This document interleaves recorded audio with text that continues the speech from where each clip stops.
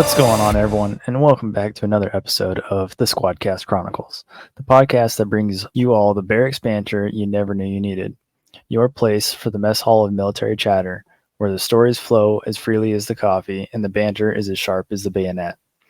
You're here with Sergeant Salty, and together we're going to dive headfirst into the trenches of military life, swapping stories, sharing laughs, and maybe even shedding a tear or two along the way.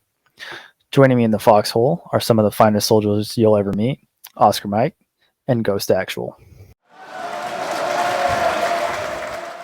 So grab a seat, grab a drink, and get ready for some good old-fashioned barracks banter.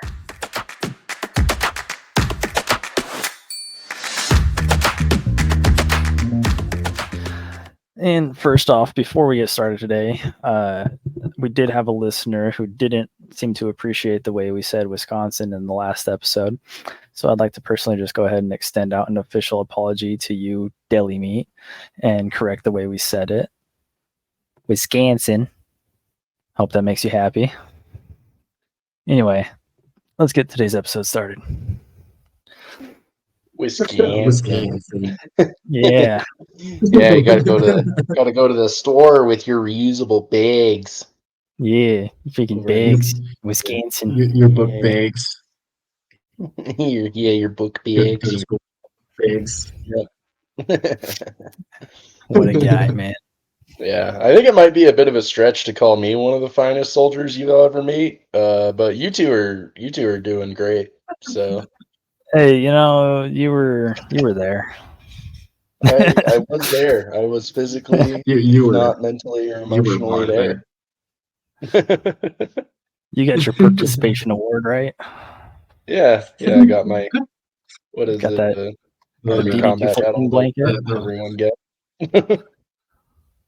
Did you ever get the DD-214 blanket? It's just. Sorry, Ghost. What were you saying? I was just going back to your participation award. Just a little trophy with a little thumbs up on it saying you did it. Yeah, no joke. No, I still don't have my. I actually still don't even have a copy of my DD-214. I dipped out of there so fast that I didn't even bother to get one. Damn, they're gonna be like, call you back. I know that's been a thing recently. I was reading an article somewhere that they were like gonna try and recruit more veterans, as we're ramping up for peer-to-peer competitors and stuff like that. And all the comments I saw on that particular article were like, only if I get to keep my VA benefits. For real. If you re-enlist, you lose your VA benefits. And I was like, I don't even have any, and I'm not going to re-enlist. So, Anyway. Yeah, and just remember, Geneva Convention doesn't apply to citizens. So, I'll wait until you're on my doorstep before I start committing war crimes. Well, talking about the peer-to-peer level there, let's take it back all the way to World War II era here. And take our journey through the depths of history where valor and sacrifice intertwine in a saga that unfolds beneath the waves. Where today we reconnect the gripping saga of the USS Growler, or SS-215, and its fearless commander Howard W. Gilmore, whose gallantry exemplified the finest traditions of the U.S. Navy. And join us as we dive into the remarkable story of the Growler and Commander Gilmore, from the sun-drenched shores of Brisbane to the shadowy depths of the Pacific Ocean, where courage knew no bounds and duty called for the ultimate sacrifice. This is a tale that will stir your soul and leave you in awe of the brave men who fought against overwhelming odds. So I know that the USS Growler, you said it was the SS-215, correct? Yes. So this just might be me, but I feel like it'd be pretty funny if instead of like if each branch had a DD-214, like if that's the Army's, would the Navy's be a SS-215? I mean, it is now because I believe the Growler's sitting at the bottom of the ocean somewhere, if I remember correctly. Oh, well, it definitely got it. That F-215. Well, let's take it back because our story begins in the year of 1943 amidst the chaos of World War II's Pacific Theater. The USS Growler departs out of port in Brisbane, Australia, and is tasked with patrolling the shipping lanes between Truk and Rabaul. Well, and the Growler and her crew are thrust into a deadly game of cat and mouse with the enemy. And it's worth noting that the Growler, which is a Gato class submarine, was part of a new breed of submarines that played a crucial role in the Pacific War, offering increased range and firepower compared to the earlier models. Oscar Mike, you got something on that, don't you? Yeah, although I think I will probably get. I don't imagine we have a ton of Australian listeners as of yet, but if we did, I think you said Brisbane. I think they call it Brisbane over there. I could be totally wrong, and either way, we're gonna piss them I off. know. So, Yeah, it's going to be another Wisconsin incident. yeah, and then I was like, Gato class submarine. Is that like, I read that in Spanish a little bit, and I was like, cat class submarine. Kind of funny if That's you think exactly about the same thing I did. it.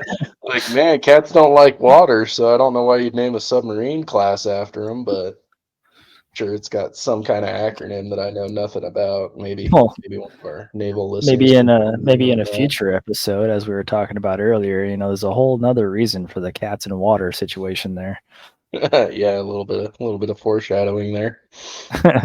Um, but yeah, so the growler was actually named for a variety of North American largemouth black bass found in the northern rivers and lakes, which is funny to me because I'm a bit of a river rat, and to me, growlers are just what you take on the sides of the shore and bury about 10 inches deep.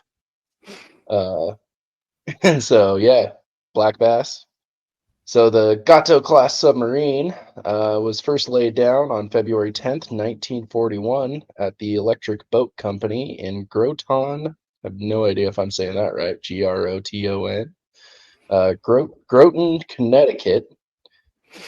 She was launched on November 22nd, 1941, and she was powered by four. So submarines, they're diesel electric uh, setups, kind of like trains and whatnot.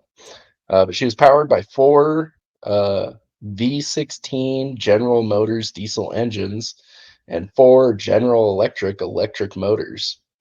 So she could cruise pretty good. I think she had about 11,000 nautical miles of range if she was traveling on the surface at 10 knots, and then little bit. I think she could be underwater for as long as 48 hours before she'd need to resurface. Damn. She was rocking a total of 10 torpedo tubes, with six forward and four aft tubes. She also had a 50 cal deck gun and two deck cannons, one 40 millimeter and one 20 millimeter. So I guess you could say she was packing a bit of heat. Was pretty much ready for just about anything you could throw at her. Well, I mean, that's the thing Sure. about being the new class of submarine. They're definitely trying to arm for the races and have that thing loaded to give us the advantage. Yeah, I mean, hell, stay strapped or get clapped, am I right? I mean, that's been the whole motto of the U.S. military since Whiskey One. Just outdevelop and outrace every other country. I mean, just this week, Iran learned about why I don't have free healthcare.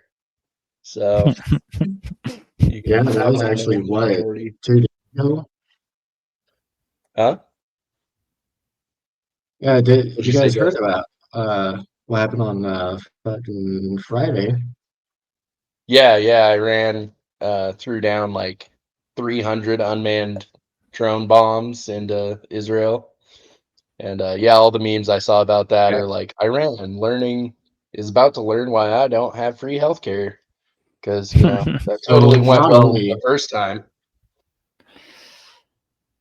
So not only did they throw down the drones, but they were also launching missiles. And then I was watching a video on it, and it's like nighttime, and Israel's defense system was actually shooting down the missiles.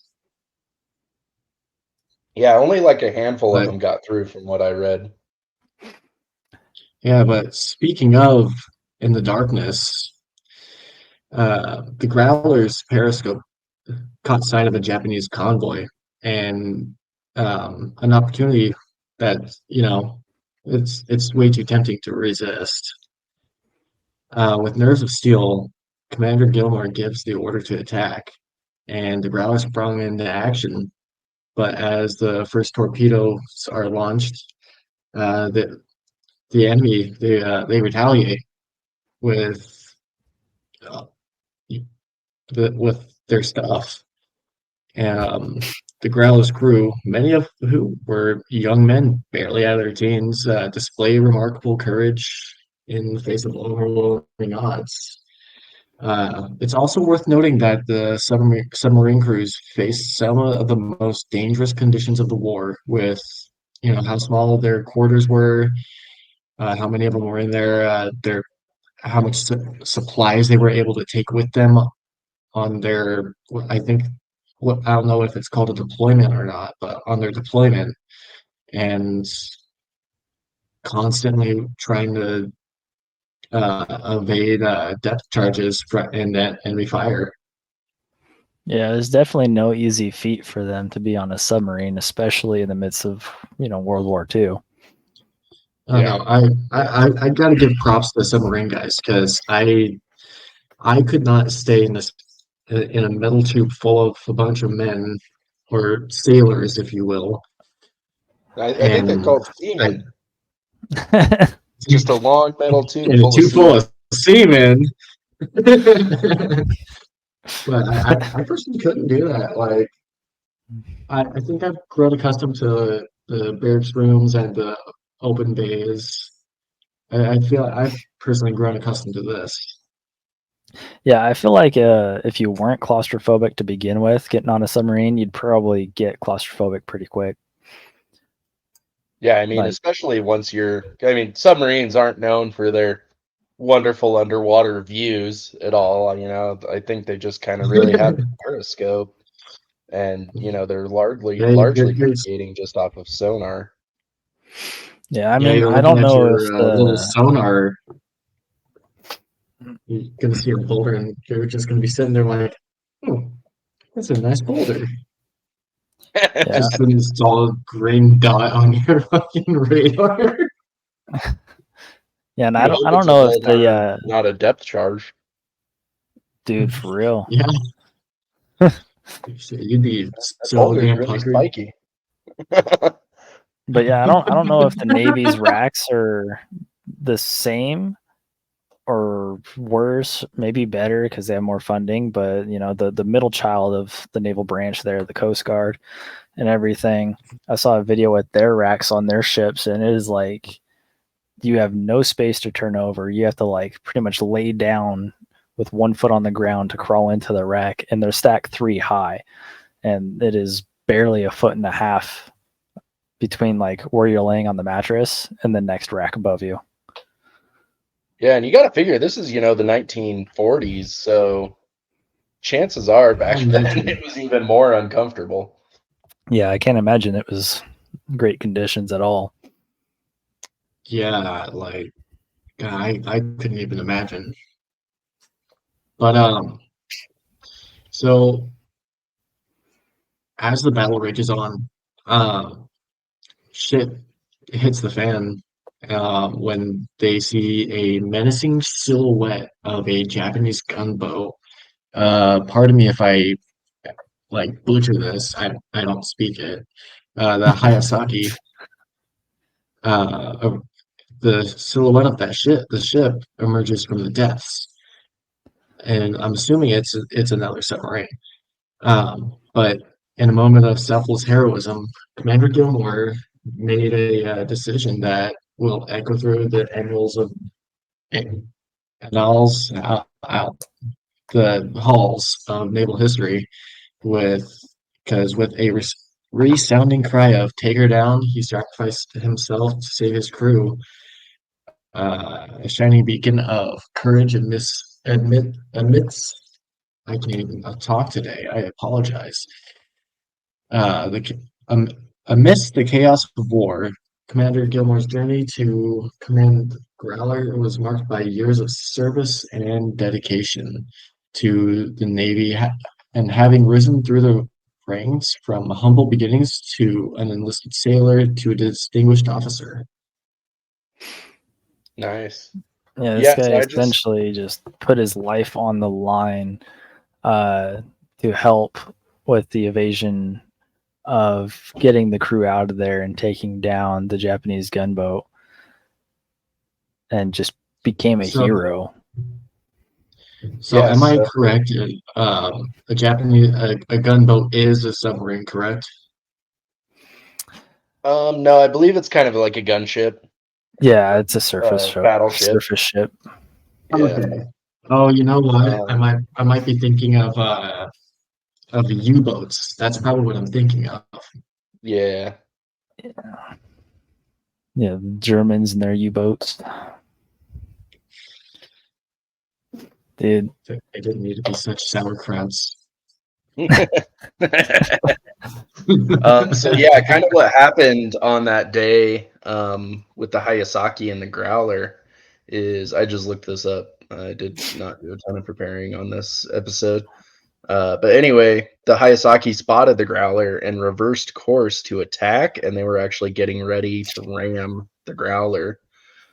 Gilmore ordered a full left rudder and sounded the collision alarm and rammed the Hayasaki at 17 knots. And it held up better than a container ship and a bridge in Baltimore. So that's cool. Uh, I was going to so go with the Gilmore was actually submarine of billionaire. mortally wounded on during that battle by some machine guns that the Hayasaki fired onto the submarine. Two others on the bridge were killed during that attack as well. Yeah, pretty legendary stuff. I mean, that's some Medal of Honor stuff, which he did receive posthumously. Without a doubt. Mm, Yeah. yeah, Um, so that's kind of crazy. But the Growler didn't sink. It doesn't really say what happened to the Hayasaki. I imagine it took some pretty severe damage after getting ripped into by the Growler. yeah. I believe when he rammed it, it put a hole in the hull of the Hayasaki, and that, I mean, of course, he lost his life and sacrificed it for the better, but I believe it did rip a hole in the hull and sank their ship. But Nice. I'm not entirely sure on that. That section is seeming to be hard to find, but at least logically would make sense how fast he was going with a direct hit on it like that. Yeah, or at least at the very least, make a tactical retreat because once the hull of your submarine is damaged, it can be, pretty nasty to dive if you have to, and they're pretty vulnerable on surface to air attacks. So, but she did go back to Australia, likely the same port that she took out of, and got back to some repairs. And after that, she went on to her fifth war patrol, which was pretty crazy. 6, 7. Yeah, not a ton happened after that. Just kind of general submarine stuff. Nothing as legendary as its commander, Howard Gilmore. I mean, hey, man, Yeah, no kidding. we're Army. We don't know a whole bunch about submarine stuff. Yeah, right. Um, We got Speaking for myself here. in here. Mhm. Yeah, not a Navy guy, clearly.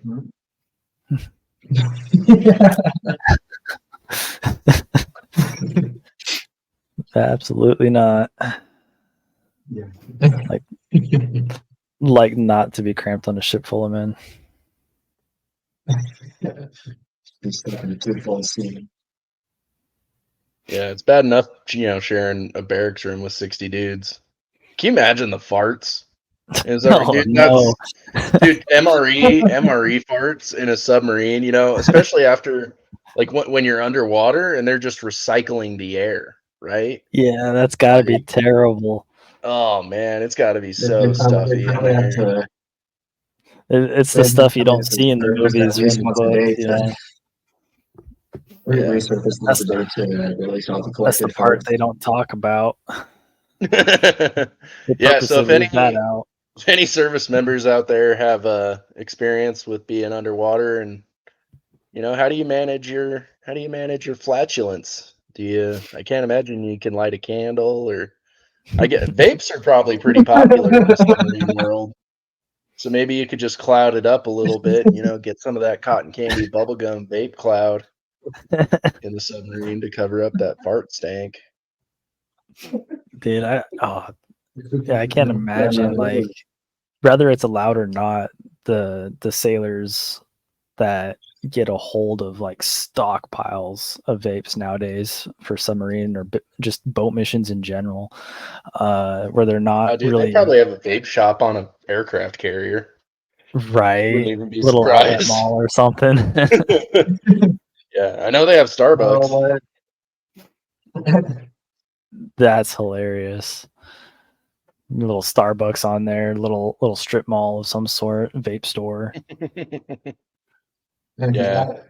I mean, I don't know if either of you guys would know or not, but if there's any naval guys out there listening who have been deployed and have been in submarines, um, like I'm curious as to how long they are under the water for before they have to resurface and you know re- resupply on their air or release their weekly farts.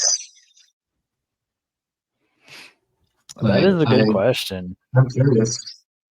Like, Yeah, so do they stay down for like a month, 2 months, the entire deployment, or do they pop up every now and again? that's a So very good I'm question. curious as to how that works. yeah, so a quick Google search. Don't believe everything you read on the internet, but currently the present record set by an HDW class 212A submarine is 14 days. Oh, that's Yeah. not as Okay, bad as I thought so it'd be. Yeah, it's like two I mean weeks. 2 weeks though. That's 2 weeks underwater, bro. I mean, I was Yeah, I was expecting longer, to be honest, so that's not as bad as I was thinking. yeah. But Oh yes, So wow. it would probably come up like currently once or a week or any current something. or prior service naval or anyone who has that experience, I mean, reach out, let us know. Instagram, Facebook, the Squadcast Chronicles. Uh, Also, you can comment on YouTube on the video as well, and just kind of let us know your experiences. Also, you can request specific stories you'd like to hear or anything else.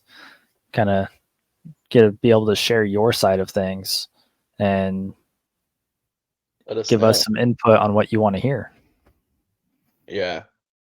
I'm reading a little bit further. It says the longest a submarine has ever stayed submerged is 111 days, which I know can't be true because there's got to be some that are still down there from World War II.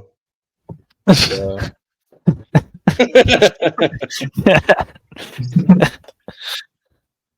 Yeah, you're probably not wrong.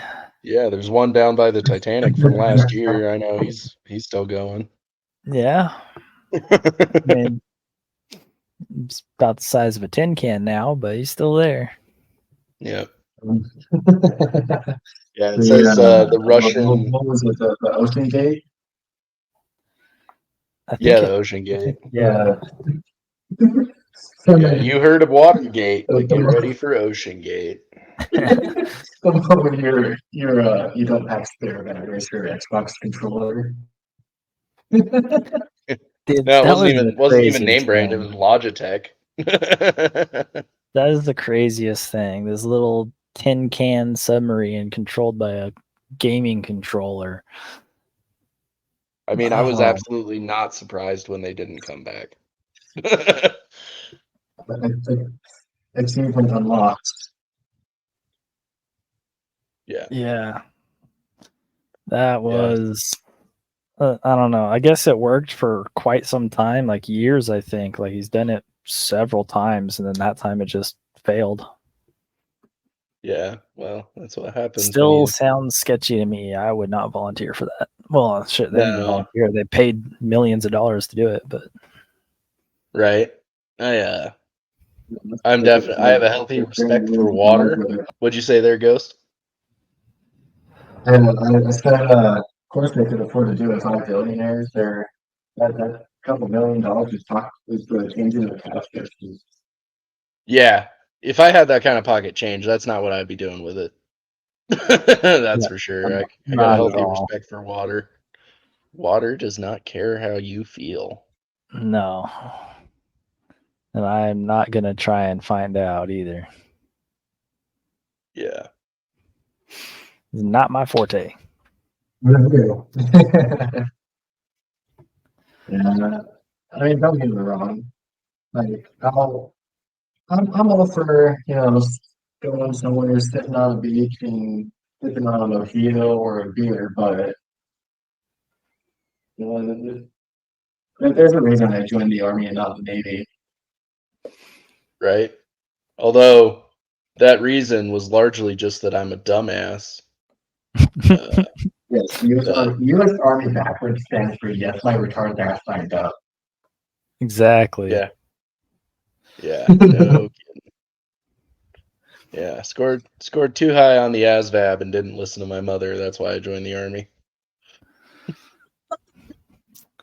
Happens to the best My of mom us. would have been active duty. Yeah. That's really my only Right. regret is not going active. Just being a weekend warrior. Yeah, I think everyone starts to feel that. Well, I guess I can't say everyone. There are some people that really just do not care. But there's several of us I know that have gained some extra experience where it's like, yeah, that was way better, or just wished for that opportunity and that feeling of I should have done that. Yeah. No kidding. Yeah. But all right, well, battles. I think that's about all our time for today. And as we bid farewell to the brave souls of the USS Growler and Commander Howard W. Gilmore and their legacy etched into the stones of history forever, and reflect on their courage and sacrifice, let us never forget the price paid for freedom and the debt owed to those who gave their all in its defense. Join us next time as we continue our journey through the untold stories of heroism from wars past. Until then, may their memories serve as a guiding light in the darkness, inspiring us to always strive from the highest ideals of bravery and honor. And I want to extend a thank you to our listeners, both in uniform and out. Until next time, stay safe, stay strong, and keep the barracks banter alive. This is Squadcast Chronicles, signing off. Dismissed.